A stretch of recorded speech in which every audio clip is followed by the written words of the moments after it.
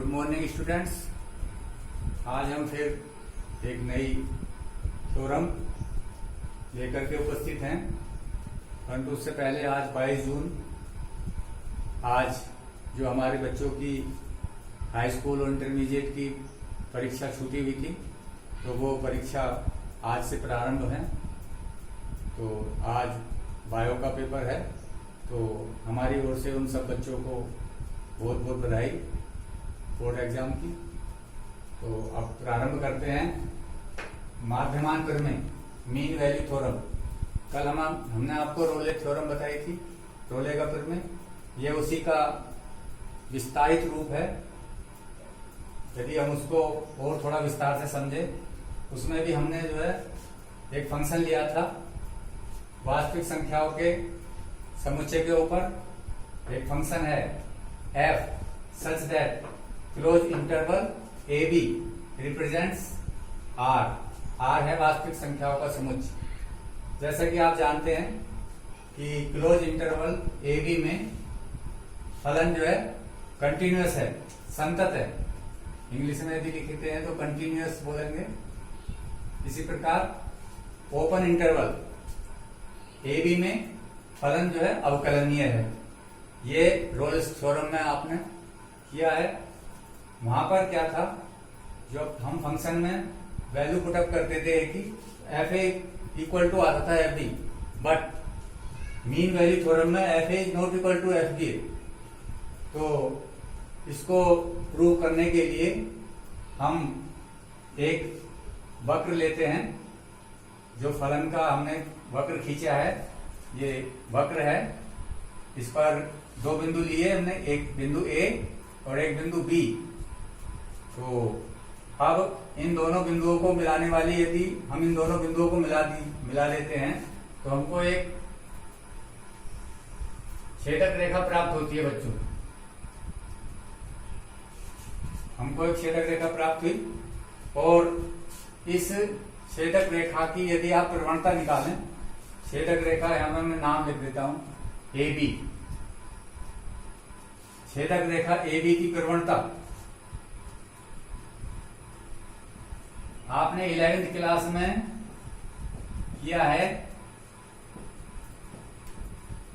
जो आपको फॉर्मूला बताया गया था y2 minus y1 upon x2 minus x1, ये बताया गया था y2 minus y1 upon x2 minus x1। वहां पर आपको x1 y1 बिंदु दिए हुए थे, और यहां पर यदि आप देखें a बिंदु पर y का मान कितना है, f ऑफ a, क्योंकि हम क्या मान करके चलते हैं, y इक्वल टू फलन हमारा क्या है, y equal to f x. तो इसका y कोऑर्डिनेट क्या हो गया, ये रख देंगे यहाँ पर एफ ए। ठीक इसी प्रकार b बिंदु पर x कोऑर्डिनेट b है, और वो हो गया एफ बी, बी और एफ बी। अब इनकी वैल्यू पुटअप कर देते हैं यहाँ पर, तो क्या आ गया, F B minus F A upon B minus A. तो ये जो दो बिंदु थे उनको मिलाने वाली रेखा, इंग्लिश में स्कैंट बोलते हैं, प्रवणता। अब जो हमारा वक्र है, वक्र में ए और बी के मध्य कोई बिंदु हमने सी लिया, और सी बिंदु पर हम एक स्पर्श रेखा खींचते हैं, टेंजेंट।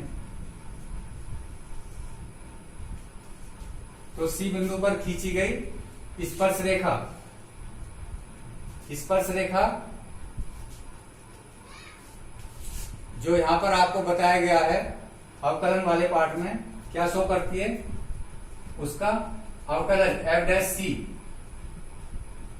तो यहां पर इसके निर्देशांक हो गए सी,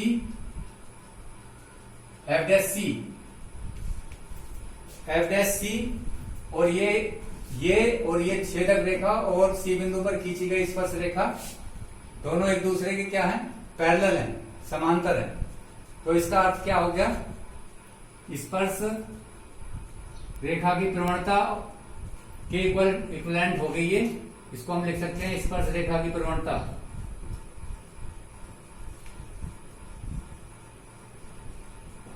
तो स्पर्श रेखा की प्रवणता बराबर है एफ डैश सी।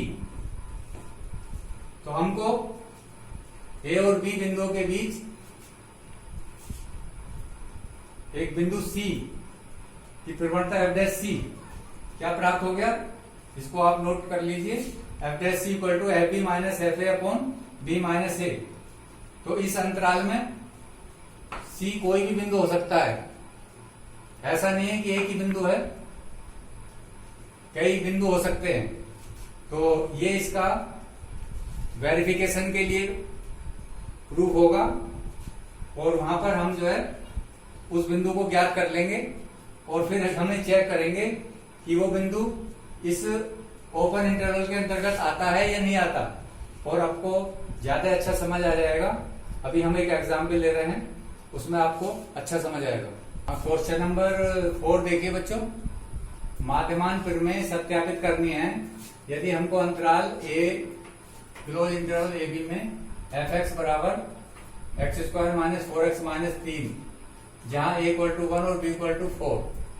तो सबसे पहले जो हमने रोल्स थ्योरम में लिखा था वही चीज इसमें भी लिखनी है।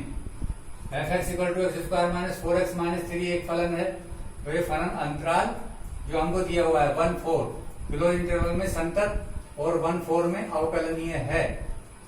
क्यों? क्योंकि इसका यदि हम अवकलज करते हैं x square minus 4x minus 3 का क्या आता है 2x माइनस 4, और 2x माइनस 4 पर ये जो है 1-4 2x माइनस 4 में रखेंगे तो वो उस पर जो है डिफाइन हो जाता है। अब हमको क्या निकालना है, एफ ए की वैल्यू कैसे निकालेंगे, इसमें पुट अप कर दीजिए। तो 1 स्क्वायर माइनस ये आ गया, सोल्व करके 1 माइनस 4 माइनस 3 माइनस 6। इसी टाइप से F4 निकाल लेंगे, 4 स्क्वायर 16 माइनस 16 माइनस 3। तो ये दो वैल्यू हमारे पास आ गई। अब हमको, क्योंकि हमने जब रोले के प्रमेय में एफ डैश सी की वैल्यू निकाली थी तो F B minus F A upon B minus A आया था। तो एफ बी के स्थान पर हम क्या रखेंगे -3, माइनस एफ ए के स्थान पर क्या रखेंगे ये -6 upon B minus a 4 minus 1। तो ये आ गया बच्चों -3 plus 6 upon 3, that is 3 upon 3। 3 से 3 cancel 1। F dash f B minus F a की वैल्यू क्या आ गई, बी माइनस ए 1 आ गई। अब मान लीजिए C belongs to A B, C belongs to A B. तो माध्यमान प्रमेय के अनुसार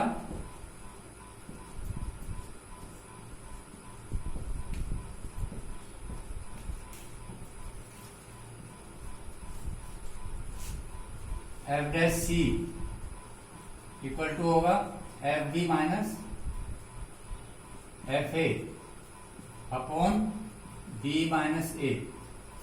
एफ डैश सी आपके पास एफ डैश एक्स कितना है 2x माइनस 4, तो यहां पे निकाल लीजिए। Therefore F dash X equal to 2x minus 4, F dash C equal to C रख दीजिए 2c माइनस 4। तो यहां पर रखिए 2c माइनस 4 इक्वल टू, इस पूरे की वैल्यू आप निकाल चुके हो, यहां पर क्या रख दीजिए 1 रख दीजिए। 2c इक्वल टू आ गया 5, देयरफॉर c इक्वल टू आ गया 5 अपॉन 2। c की वैल्यू 5 अपॉन 2, 1 और 4 के बीच यदि आप देखें 1 यहां पर 0 है, ये 1 है, ये 2 है, 3 या 4। तो 5 अपॉन 2 कितना होगा 2 हाफ। तो ये इसके बीच में बच्चों 5 अपॉन 2। तो हम क्या लिख देंगे, अतः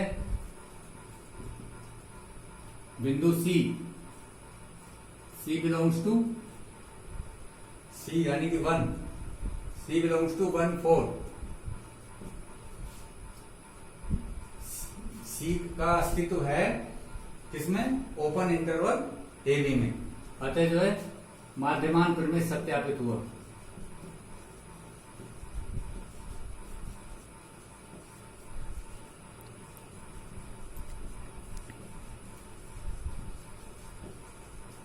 आज आज आपका ये चैप्टर कंप्लीट हो गया, चैप्टर 5 थैंक्स।